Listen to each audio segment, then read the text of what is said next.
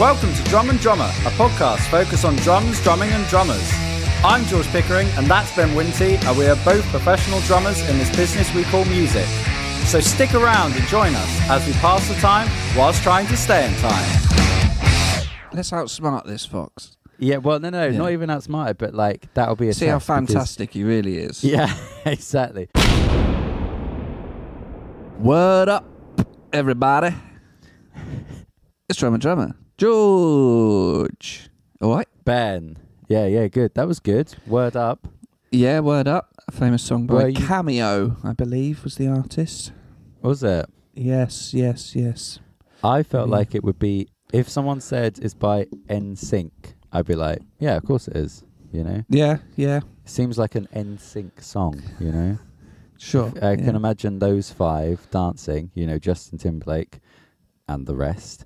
And you know, singing Word And the Up, other chaps. everybody say. Did you see that interview? It was on Ellen DeGeneres' show. Although, is she generous? Don't Ellen think so. Degenerate. Yeah, Ellen not very generous and degenerating rapidly. She's retired, hasn't she, from showbiz because wasn't very nice. Turns out she's a cunt. Yeah, exactly. When you promote Allegedly. kindness, yeah, it actually turns out maybe you're the least kind person. That's why I think Dwayne "The Rock" Johnson has things to hide. Do you know what I mean? He's always kind. Anyway, I'm already off topic from another topic. There was an interview with NSYNC, and she says, have you seen this? It is tragic. She says to them when they reformed or whatever, I don't know, so do you guys still keep in touch? And one of them is like shaking his head like, nope. And the other four are like, yeah, we got a WhatsApp group. We all stay in touch. And you see his face go from like, nah, to what? Oh, you're all still, oh, okay. So it's just me that's been left out, you know? How awful would that be? I heard it happened with the Friends cast as well. They all stayed in touch apart from one of them. Can't remember which one. I think the one that died probably didn't help. How are you? Yeah, I'm good. That's just got me thinking about bands, right? And collectively, one thing I see quite common on when we get our gig details through, right, for wedding gigs is about when it's asks in the itinerary about parking and the clients fill in or the venue fill in, it says about, oh, they can just pull the van up round here or there's a space for the van or that. This sort of assumption that we all travel together in a van, right? And that's can be the case. Maybe a hire van if it's a long distance to save on the old petroleum, the gasoline, as they call it in Flow Rider. Anyway, diesel. But it very often is the case. People just drive separate. Yeah. And there's this sort of assumption that I think, and I've probably had it in the past, where you assume bands live together, travel together, spend all their time together, and you get it at gigs. You'll have had it. People are like, oh, you guys are band. You know, do you do your own stuff like that? And a lot of the time, it's like, I've never met this person before in my life. Yeah. But even with your regular people, it's like, I haven't seen them since the last gig. Yeah. The only communication has been, here's the details for our next gig. And yet, you know, I've got a freshman year gig this weekend, and the last gig we did would just be over a month ago before I went to Florida. And it's like, I've seen Neil a bit, not much. I haven't seen Mike at all. We've had maybe 3 texts and the gig details, and we're going to turn up and we're going to play that gig having not played. I probably won't have played the drums for a month. We won't have played as a band for a month. And it will be great. And it will be fine. Yeah. And people, I guess, kind of maybe assume like, yeah, we rehearse every week or we do it. Nah, barely see the bastards. Yeah. You know? And I think it's that kind of illusion. So, you know, if there is, you know, a guy in NSYNC that is a bit of a knob, not surprising, is it? You know? Well, that's it. But I like, didn't think about that. Maybe he is. You know, you think about how often do current bands see each other. Well, with those big bands who go, probably not. Probably between touring, they live all different places. I think there was. I read the saxophonist Clarence Clemens, who played for Bruce Springsteen, he said, yeah, absolutely not. When they're all in their 50s and 60s and they toured for 30 years together, as soon as they finish a tour, they don't see each other. And there was a story he wrote in the book where they all happened to be staying in the same hotel, like they're all going to the same event, and they realised it was the first time outside of a tour they'd all just seen it. Like it was the first time on a day off they all seen each other. Like, this is weird, isn't it? Like, we're all just like, what should we do something, you know? But yeah, of course you wouldn't. I mean, you know, Foo Fighters, before Dave had his, you know, his situation, when they were a band, they said as soon as they finish a tour, it's like, I don't want to see any of you again, you know, for a year, you know. And you can see why that would happen. You see each other every night, every day. I think it still shocks people, I guess. I think still people have this illusion that you all sort of live together and you all travel together, and it's like, nah, barely don't see it. Well, it's funny because you know, with a new band, I guess it does start out that way, but then as soon as, you know, but they say that's what breaks a band. You know, I remember hearing this about the Stone Roses. I remember hearing about how as soon as they got money, then it's like they all bought themselves a house in the country, and then suddenly they weren't four lads all living in the same squat or whatever, you know, playing music every day. Suddenly they all, you know, and then suddenly it's not a band anymore because they can be apart from each other. So I'm pretty sure the singer of Bring Me the Horizon lives in Brazil. Something like that. Something like the drummer of Yumi at Six, he's in Ibiza, isn't he? You know, so it's like people move about, you know. People move about. Jake Bugg's drummer lives in Japan. I could go on. I won't. Yeah. No. What a life that is. Just live in Japan. Oh, Jake's got a tour. I'll go off and do that. Make a little bit of bank. And then come back and do more things you do in Japan. I don't know. But yeah. Nintendo and stuff. Yeah. Nintendo and sushi. Brilliant. Brilliant. What a life. Perfect night in for you. Do you like sushi? No, not really. I don't really like really. it. No. It's one of them things. People keep going, oh, you got to try this. I don't have to. I don't have to do fuck all. I'm fine with my spag bowl. Yeah. Do we talk about gardening? Because it seems like that's the only thing we've got, and I'm quite interested. Yes. Let's talk about gardening. Well, we both moved into houses recently. Yeah, we both moved. This has been a year of the move. Yeah, within the last 2 months, we've both done it. Mm-hmm. You know, and you mentioned that you've got green fingers recently. Yes, my fingers are turning green. Not like the Hulk, but more like Shrek. Alan or Shrek. Although the similarities are quite. Not going to finish that sentence. Anyway, yeah. So I'm now responsible. Me and my partner responsible. We have a garden. We have a front garden and we have a back garden. Wow, look at that double whammy. Double whammy, indeed.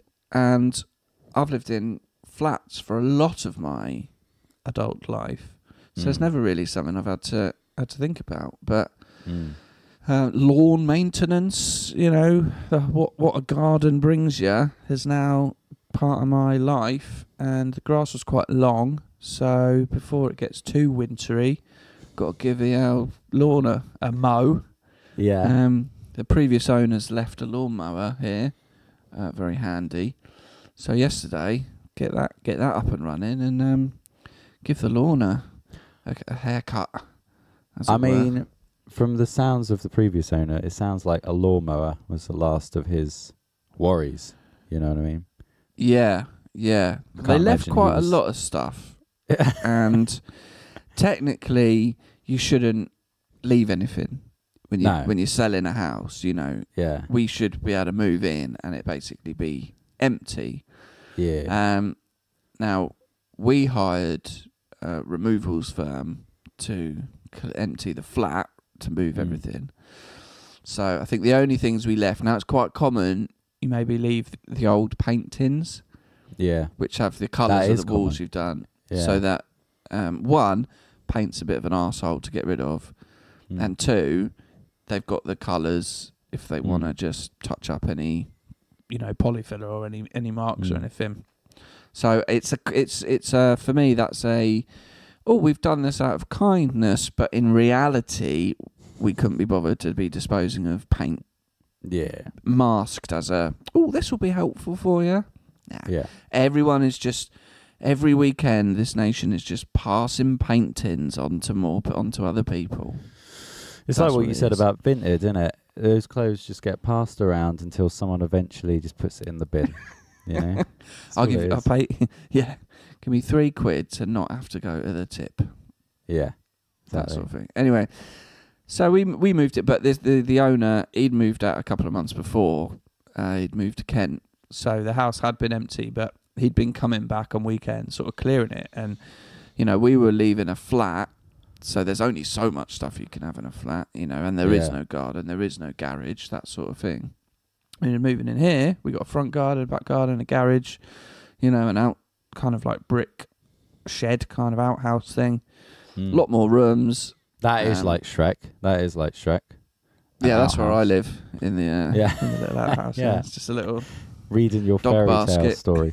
Yeah.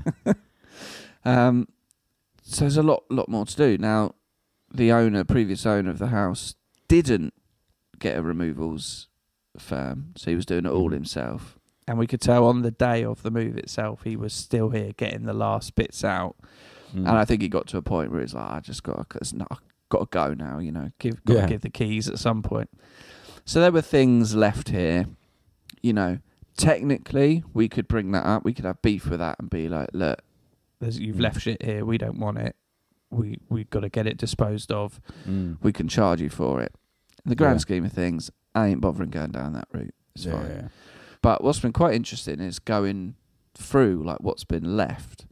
There's a TV. It's just left a TV in the second bedroom. Okay, well maybe that works. We'll see. But anyway, going through, I don't know. I haven't tried it yet. Oh, fair enough. But he's left like a barbecue. That could be handy. Yeah. Put a few shrimp on the barbie in the summer. Big time. Not shrimp. I don't like shrimp, but I'll probably do a sausage or something. But the garage. Now the garage is quite big, which is one of the reasons I bought this house, and we'll get onto that and in a future episode, I'm sure. But there was a fair bit of stuff left in there, and I think the previous owners, so the previous owners, had this garage built to do work on cars. So it's got like an engine chain lift in it, and you could tell it was quite a workshop sort of thing. Now there's some things in there, so I've spent the last few days kind of going through it, making a pile of stuff I don't want and keep a pile of stuff to keep. But I'm sort of getting that garage cleared out. And there's like a big desk, there's some like trolleys on wheels, there's a lawnmower, wheelbarrow, various things like a broom, things that are quite handy, some garden shears, things like that. But there's also like in the eaves of the garage, there were some boards put down so to create extra sort of storage. Turns out there's quite a lot of stuff left up there, and I want to clear this all out. So yesterday I'm just going through, and it's like I'm pulling all this stuff down from the storage in the roof of the garage, and it's like what have we got here? And it's quite amazing what you find. It's a bit like Bargain Hunt or something, or Storage Hunters. Storage Hunters, that's the one. And the things I found some camping chairs. Lovely. Sure. In case you want to sit outside after cooking a sausage. Exactly. Yeah. I'm all set. Yeah. I'm all set for summer 2025. I don't know what else you want in life. I found 2 fishing rods. Great. So you can go fishing, come back, cook the fish, and then sit on your chair. Yeah, it just goes on. What else, please? I found a... what else did I find? Those big, like, strip lights? Yeah. Those big sort of industrial strip lights in plastic casing that you might find in a school or a hospital or something like that. I found 4 of them, 2 used, 2 brand new and boxed. Brilliant. So you can go night fishing, catch a fish, cook it on the barbecue, and then sit in your chair and eat your fish. Yeah, absolutely, yeah. Bucket and spade. I mean, I'm not going to keep doing I found a collapsible football goal. Cool. Yeah, great. So I can have a kick about before I have while the Yeah. sausage is cooking. Yeah. I've then found a build your own like kit model remote control monster truck. Right? But Yeah. unopened. Oh, great. Like the lid was open, but all the parts are still in plastic bags. Yeah. Right? Everything. It's all in there and it's like not been used or anything. Let's have a little Google. Retails for £130. Hmm. You know, I'm full storage hunters mode here. Yeah. You know what I mean? Get on the phone to my dealer and I've got fishing rods. Anyway, and there was like a holdall and various bits of other fishing equipment and little, kids sporting equipment, all these sort of things. So I'm just piling old sort of like carpet rail grips and things and chucking us on in a pile. And then I found a sort of little holdall bag, a little Jack Wills holdall bag. Well, what's in it? Open it up. Oh, it's a sex bag. Wow. There you go. That's what we're waiting for, without knowing. So many questions. What's in the sex? Actually, one question. What's in the sex bag? What's in the sex bag? Well, I didn't want to dig too deep because, as gross as this is, George, it kind of had that smell. That is a shame. Yeah. So it's a used sex bag. So unlike the monster truck where everything was pristine, they've gone, forget the monster truck. Forget the monster truck. This, this Let's cock get ring. busy. Yeah. There was sort of a kind of leathery kind of thong. Right. Oh, God. Thing. Yeah. There was definitely open condom wrappers. Some sanitary products. Jesus. So it sounds like and a sex toy. Yeah, I was expecting a sex bag in terms of like, there was sex toys, but that was it. But it sounds like that was more a sex bin. Do you know what I mean? Like when they were done. Yeah, I think it was. I think it was like just a quick go bag. Yeah. And pop that up on the rafters while the house is being viewed. Yeah. Leave it there. Oh, they're coming around. Shit, the sex bag. Chuck the sex bag up on the roof, and we'll show them the garage. Yeah, I mean that's the episode title. It's amazing the marriage didn't work out. To be honest, you've got those kind of things in your sex bag. Well, you do think like, some of this stuff could have been the previous owner. Well, so I don't know. How long is that sex bag? I don't know who owns the monster truck. I don't know who owns the sex bag. But when you're moving out, move out. Yeah. Yeah. Clear your monster trucks and clear your sex bags. Yeah. That's all we want as buyers. But like with so many things now in my life, this is interesting. Great for the podcast. Really good stuff. So anyway, I mowed the lawn. And I'm going to go to B&Q and buy one of them trimmers, a strimmer thing, just to get lovely neat edges.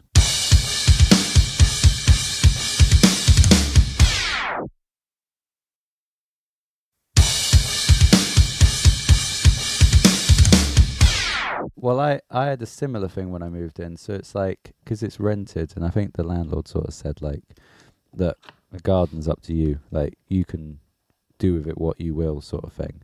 I'm fine with it how it is, but it was a bit dilapidated, and there's a shed. Did I tell you about the shed? No.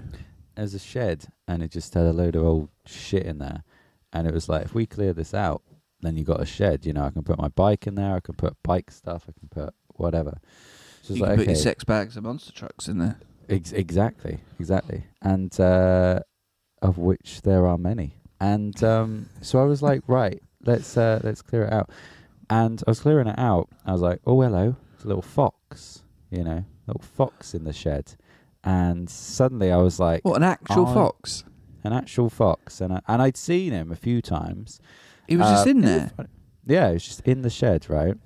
Obviously, I haven't told you any of this. So in my garden, some nights I'd come home and I'd see a fox on the back doorstep, but just like right in front of the back door. And I'd go, are you nice, you know, like because it looked a bit rabid. It looked like it had rabies. So it only happened once actually. I came back from the pub and I was like, I'm gonna go in through the front door, I think.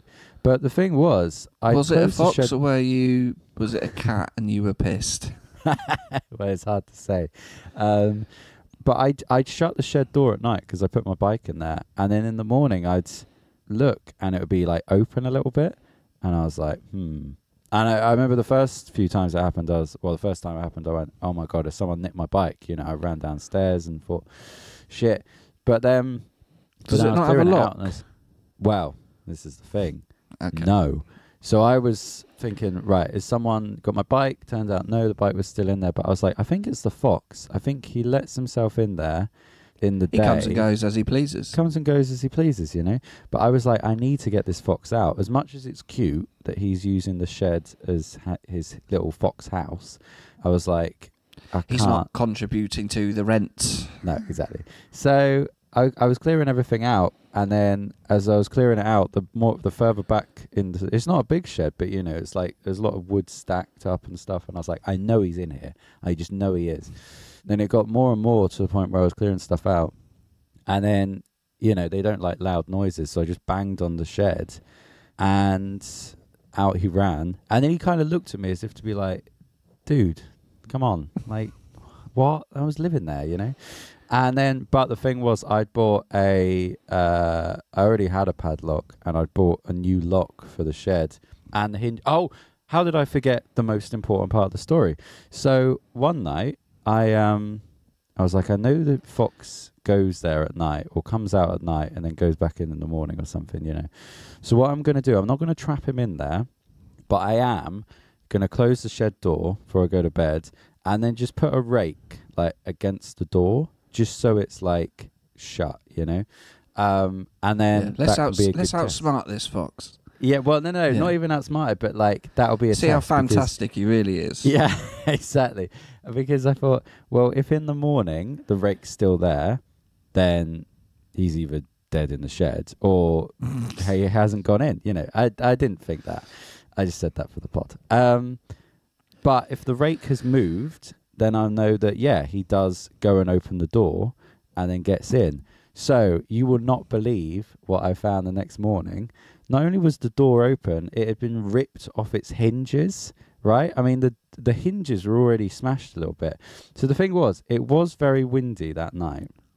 But I don't know if it was windy enough to really take a door off its hinges. And I was going, because I thought, has he got a mate? Sometimes you'll see two foxes. And I was like, did they literally just pull the door off its hinge to be like, yeah, fuck your door there. If you're going to put a rake there, I'm going to take the door off. I see how you like that, you know?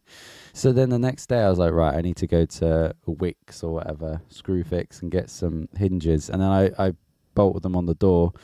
And then I got the fox out. And then I shut the shed door. And then that was that. And then you still see him every now and then. He'll sort of come by the garden and, you know, hang out a little bit and be like, I wish I could go back in my house. I've left my sex kit in there, you know. Can you let me back in my shed? But yeah, it was a whole ordeal with this fox. But I did feel sad because it was like the middle of the day, and obviously foxes are, you know, more night creatures than day creatures, and you just saw him leave through the garden gate being like, well, what am I going to do now? Like, just, you know, walking back and then just turns around at you. Yeah. Little tear in his eye. I'll send you the video. And this is the end, is it, George? Yeah. Is this it? Is this how we end things? I'll send you the vid because that's near enough what happened, you know. But yeah, but then I had to do a few tip runs, and I love going to the tip. My God. It's just satisfying, isn't it? It's just so.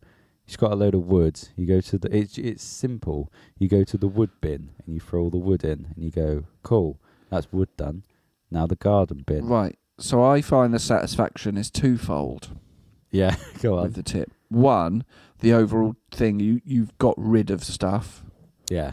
That, you know, you wanted to clear out. It is now gone. It's gone from your garden, your house, or your car. It's gone. Secondly, just throwing stuff in a big bin. Oh. Great, innit? Yeah.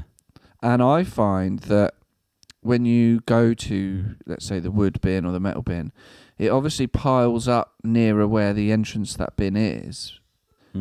within the bin, right, the big bin. So because people just go in, turn, dump it and go. You got to use the whole bin. So I like to do is chuck it further, like throw it into the bit that's a bit less full. Yeah. There's just satisfaction in just lobbing a big bit of wood. It's so good. Yeah. Every time. But I always get the anxiety of going to the tip. Where do these things go? Which bin? But the tip people, they're always brilliant. They're always lovely. Nice, yeah. And I leave the tip almost whistling with joy. Yeah. That was lovely. Yeah, so do I. Even when I went, because I was going every day. Did you have to book? No, not this one in Brighton. You just turn up. But I turned up and... George, are you just jumping it on the beach? Yeah, it's fly tipping. Honestly, if you want anything gone from your garage, just call me. But I went to the tip once and he was like, "Oh mate, we're just about to close," and I was like, "Can I be quick?" He's like, "All right." It like almost like he let me in, like sneakily. He's like, "Yeah, you're all right," you know. And then the speed at which I got rid of stuff from the tip, just so he'd let me, it was almost like instantly like, I want the respect of this tip man, you know. They're heroes among men. I might look hard, but I'm a middle class musician. Exactly. So, where do you want this, mate? Oh, bin number 9. Yeah. Exactly. Because it is Excuse daunting. me, sir, the first where time do I I went to put that this tip. old iron? Yeah, exactly. But it's funny though, because cheers, lads. See you later. Yeah. All right, thanks, boy. Checking that you did your work. When in reality, it's like, is the flam on beat 3 or beat 4? You know what I mean? Very different. Yeah, I do know what you mean. It is very different. But could they do that? You know, we can put on their voices. Have you been watching Ludwig with David Mitchell? Ludwig. I haven't. No, is it any good? Yeah, it's very good. But there's a character in that who's all working class, but secretly, but only for one ep. Anyway, that shouldn't be too much of a spoiler. It is the guy from People Just Do Nothing, though. So that was a nice little... Oh, it's him. Right, what else have we got to talk about? Well, I mean, sort of Halloween and fireworks. Did you do anything? Halloween, I went to therapy. So no. Because it was Halloween or just coincidence? No, but that's scary in on of itself, you know. Yeah. No, staring at one's self in the mirror exactly is horrifying enough. Yeah. Cocaine mark. Yeah. Peep show reference. Yeah, no, I can't remember. No, I didn't. And we didn't even get any trick-or-treaters. But I think that's the rule is only trick-or-treat at houses that have pumpkins, isn't it? You know? I feel like when I was a kid, it was just like, try every house. But now I think there's like a more unwritten rule, you know. Yeah, you'd do anything for a mini Snickers. Do you know what I mean? Back when back in the 90s. Yeah. You know. Yeah. But Halloween, no. But fireworks. I mean, it is fireworks. While we're recording this, it is fireworks night tonight. But here's my gripe. Have I told you my gripe with Halloween? And now it seems bonfire night as well. When I was younger, Halloween night, everyone would go out on Halloween night. No matter the day it was. I think I probably banged on about this before. But now people just do it kind of the closest Saturday. Willy-nilly. Yeah, whenever. Yeah. So it's sort of like, well, when is it? When are you doing it? And then when it gets to Halloween and some people dress up. Like I saw a guy in Morrison's with all, like, he was the only one. It was like he'd done it, like it wasn't even staff policy. He was dressed up. He'd face painted himself on Halloween. It was like 10 a.m. And I was just like, like an idiot, you know, unless everyone gets involved, it's like you just look stupid. And I think now that Halloween, people just celebrate like the weekend before, the weekend after, sort of on the day, but not really. It's just sort of like, I don't know. It's I agree, and based on the last few days, I'm surprised there's any fireworks left. Yeah, for tonight. Yeah, exactly. And I agree with you, and I think Christmas, you can't do anything until the 1st of December. No one should do anything. I saw Instagram guitarist I've done a few gigs with. He played All I Want for Christmas Is You November 2nd at a gig that someone wanted it at a gig. No, shouldn't happen. Yeah, no. Should not happen. And I'm all for the whole poppy thing and all that, and but it's a competition now. Who starts wearing it? The soonest. Yeah. Disney World. Yeah, I've just been there and it was great. Thank you very much. They start doing their Halloween nights in August. Yeah. When's it end? I know. This is it. And I think you need to play the lottery of what day of the week it falls on. If you want to go out and get smashed on Halloween, if it's a Tuesday, go with it. Yeah, that's go what with I'm it. saying. That's the lottery. That's the lottery. Yeah. Because when I was 18, 19, 20, that was when we did go out, It was like, this is Halloween. And I remember when I was 22 and it was Halloween night. I just come back from Mallorca and it was like, right, we'll do a gig. Halloween, we'll do it at the pub that we always play at. And I dressed up and my mates dressed up. But then we walked out onto the streets. No one was really dressed up. And I think that's where it started, my gripe with it. And I was going, why is no one dressed up? And they were like, oh, Halloween was on Saturday. I was like, it absolutely wasn't. This is the 31st of October right now. Like, what? Yeah. So after that, I was like, no, I'm done with it. Do dates mean nothing to people anymore? But when does it stop? Because obviously people won't. But will people start doing that with Christmas? Go, well, Christmas 25th is Tuesday this year, so we're going to do it on the 22nd because it's a Saturday. Like, no, it's the 20th. Obviously it won't, but you know what I mean? It's like... the reason they won't is because they get the day off. That's the reason. Exactly. And if you didn't get a day off for Christmas Day, you would 100% do it on like the 21st or something. Just be like, we're going to do it then. And then it would get to the 25th and people would be like, it just annoys me so much. Even fireworks night, right? So I was trying to look for like, are there any fireworks displays or anything going on tonight? Obviously, Lewis Bonfire Night is always the 5th, and that's the biggest one. Lewis, great guy. Yeah. Yeah. But if you try and look for fireworks displays, they're all like Saturday the 2nd of November. You've missed it, and you're like, well, why did you do it early? Guy Fawkes is spinning in his grave. In his treacherous grave. Yeah. He didn't do it on the 2nd. He was planning it. Yeah. But he was precise. Yeah. Yeah. No, I feel you on that one, and I agree. And I think if you just do it forever in the 2 weeks before, well, the date becomes meaningless. Yeah, and then I was born on the 18th, but fuck it, we'll do it on the 7th. Doesn't matter. Yeah. Well, what's the point? What is the point? And the excitement, my birthday's on a Saturday this year. Yeah. You got to wait. Yeah. And then you have it and you go, it's going to be a while now till we get a Saturday. But yeah, fireworks every night for the last week. I'll forget it. Rubbish. Yeah. I think that's it. And I don't think people are as fussed about Halloween as they used to be. Do you know what I mean? I think it used to be a bigger thing. Now it's just sort of like, don't know, I could be wrong. But yeah. Do you think the egging killed it? Because people were up for it and then they get egged and then now they're like, oh, fuck you then, not bothering. I think the egging made it better. I think the egging was like part of it. Do you know what I mean? I think as soon as you could, but then the houses were like, you ain't getting nothing, so we're just gonna turn the lights off. And then maybe the egging did kill it. Yeah, maybe the paedophiles killed it because parents just don't let their kids out anymore. I did see someone on Facebook put they just spray painted nonce on their own window and said, "I hate trick or treaters." That'll do. No one's coming to mine. But yeah, that's good. Well, speaking of birthday bashers, I believe this Saturday, the 9th of November, so in a couple of days' time from the release of this episode, Graham Russell having a sort of birthday bash in the store all day. I don't really know what it encompasses. I did get an email, not personally. Is it his birthday or is it when he opened the store birthday? I think it's the store's birthday. Just let me see if I can find it. I mean, surely that's a grey area, in the kindest way to our friend Graham, if it was just started when he was just selling out of his garage or whatever. Do you know what I mean? Maybe, or was it when they moved into that place? I don't know. You're looking. I don't know why I'm asking you. I don't know. I'm looking. Just says the Graham Russell Drums birthday bash, Saturday 9th of November, celebrating 12 years. I imagine it's moving into that unit. Yeah, I'd say so. Because I'm pretty sure I got my cases from him more than 12 years ago when I went to his house.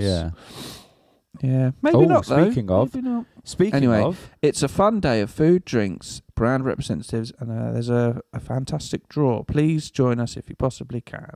So that's open all day Saturday for that. Brilliant. If you fancy a bit of that and you're local to the area.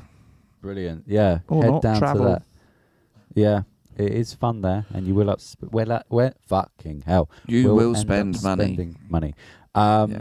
Also, sorry. they're now stocking, this isn't an advert for them, but they are stocking Roland gear now. Yeah. And I think they're getting Roland kits in. They've got Zildjian Alchemies. They're shifting a little bit more towards the electric world. As we know, that is growing in popularity. But anyway, sorry, George. Please I feel pray. like, sorry, I fucked up. If you do an audiogram of that and put it on the Instagram, I just remembered you went to see Farouja the other day, didn't you?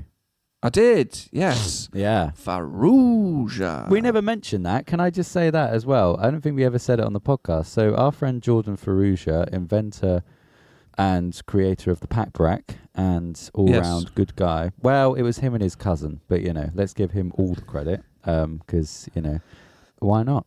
And he sent me this voice message and he said he was at the UK drum show and someone came up to him and just went, "Oh, look, it's Jordan Farouja."